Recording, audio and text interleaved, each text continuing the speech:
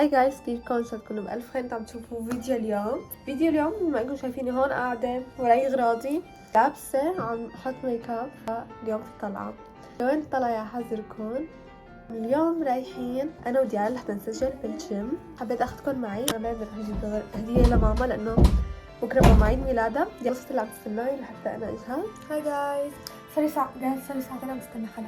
ساعتين. على فكرة صورت لكم كمان على التيك توك توتوريال ماي ميك اب، روحوا شوفوه كمان. نزلوا هون كمان بالقناة، روحوا شوفوه. هلا طبعا انا خلصت ميك اب تقريبا، يعني ما ضل شيء. فاليوم ما رح اسوي شعراتي، انا دائما بسوي سليك. اوكي خلصنا جايز. هلا اخيرا عم بستنى جايز هلا صار الميك اب جاهز. هلا خلينا نروح. فجايز هلا انا وديالا عم ننقي اكياس لحتى انه نحط فيهم الهدايا تبع ماما. جبنا لها طبعا هذا اول واحد، وهلا عم نختار على انو لون مشان نحط الوردات. يا هاد نحطهم هاد بهي ولا بهي؟ هي رقم واحد، هي رقم اثنين. شوفوا انا واحد احلى. اعطونا رايكم. طبعا نحن كمان اشترينا غلط بس نسينا نصور لكم. عن جد هلا قلت لديالا نسيت تصور، خليني افتح صور لكم كمان. فهلا عم ندور. هدول هن طبعا اللي موجودين. اشترينا شغله كتير حلوه بس في الاكياس، يعني اشترينا كتير هدايا بتجنن. رح نورجيكم اياهم وقت نعمل انبوكسنج للغراض تبع ماما. بس هلا عم نورجيكم الاكياس، خليكم معنا. اوكي جايز، هلا لقينا هديه كتير حلوه رح تكون. لقينا هاد ليكوا هن 5 قدام هيك ملزقين ببعض. رح نحط ماما وبابا هون بالنص، ونحن رح نحط الاربعه كصوره. عن جد كتير حلو. ايه كتير حلو. فهلا خلينا نروح نطبع الصور ونرجع لكم. اوكي جايز، نحن هلا اجينا عم نطبع الصور. طبعا عم نستنى ليصيروا. صار لنا جايز طالعين من زمان من البيت. جايز اعطوني رايكم بالكومنتس، يلا مو عجبها الصورة. هي لانا وماريا.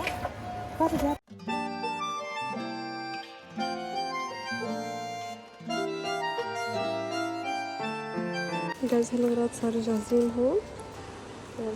صاروا الغراض جاهزين وهلا طالعين لبرا. اجت حلالك وشو شافت؟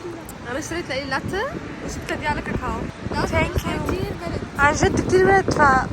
واو يا ولي انا تلجت.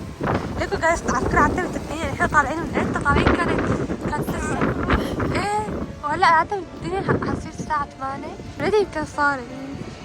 لازم نروح، لازم نكون غلط كمان، لازم نجيبهم وبعدين رح نعمل يا. فخليكم معنا. رايحين حتى نسجل كل شيء. رجعنا على البيت، سوينا غراضنا. الناس اللي حنا قلنا بس ما زبطت. كان لازم نروح لعندهم بهنيك لانه ناقص كم شغله لازم نعطيهم اياها هنيك. فرايحين هلا، وما رح نروح هلا دغري من الدنيا، رح نستنى. يعني هلا بس نسجل ان شاء الله. بكره رح يكون اول يوم بالجيم. رح يكون اول يوم انا وديانا. نروح على الانستغرام رح نصور لكم اكيد. خليكم معنا. جايز خلص وصلنا هلا حندور عليه ونروح. اليوم الجو بجنن. وصلنا هلا على الجيم. رايحين هلا لحتى نسجل. اوكي جايز، هلا بعد ما خلصنا الجيم طبعا اجينا لحتى ناكل. طلبنا محمرة وزعتر، هي الشاي لبنة وهيك جبنة. يلا هاي خلينا ناكل نرجع لكم كتير جوعانين.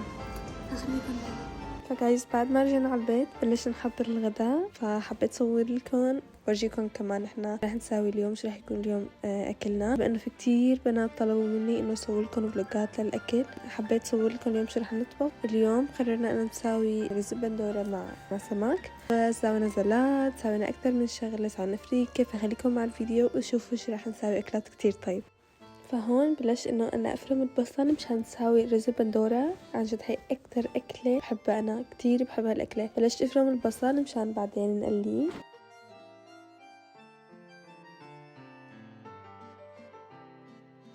وانا هلا عم نقطع البصل، فشفت ماما عم تحط هي على الشوربه. احذروا شو هي، اكتبوا لي بالكومنتس اذا بتعرفوا شو هي.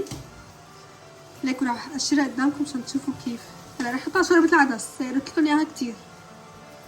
فشوفوا شوفوا ايدي كيف صارت. شو هاد يا حذركم؟ قولوا لي بالكومنتس اذا عرفتوها ولا لا.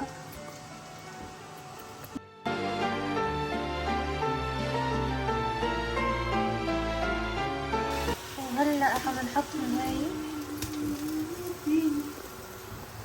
هذا هو الحلقة قلت لكم عنه اللي قشرته وحطيناه على شوربة العدس. اوكي جايز، هي اول بصلة خلصناها.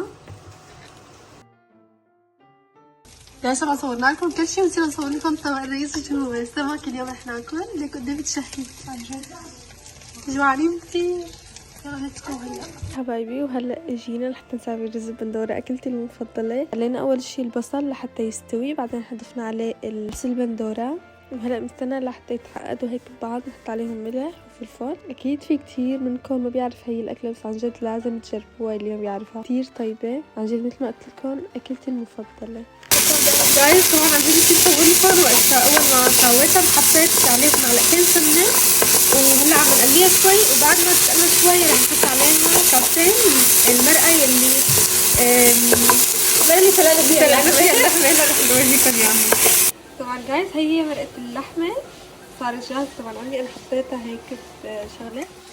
رح اخذ منها كاستين بالضبط، ورح احط فوق الفريكه. ريحتها طبعا بتشهي. شوفوا انا سلقتها طبعا اول مره، بعدين كبيت الزفره من عليها، سلقتها مره ثانيه حطيت عليها بصل. فهلا رح اخذ كاستين طبعا هيك. بعد هلا طبعا ما قليتهم رح احط عليهم هيك كاسه. جايز حطيت عليها بتقولي لي احط كمان مي عليها، بس رح احط هلا كمان شويه مي عليها لحتى ينضمروا كلياتهم. بعدين رح نغطيهم لحتى يستووا. هاي صارت عندنا الفريكة جاهزة تقريبا. هلا جايز صار الرز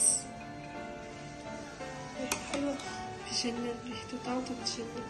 صار الترتور كمان جاهز، صوتهم ديالا، واحد حد وواحد نورمال، حد مع حد يعني وحد بدون حد. طبعا اليوم رح نمد السفرة انا وماما وديالا بس. جايز هلا على سكبة الرز، وهلا بدنا نشوف كيف بدنا نزينه. هيك النزلات.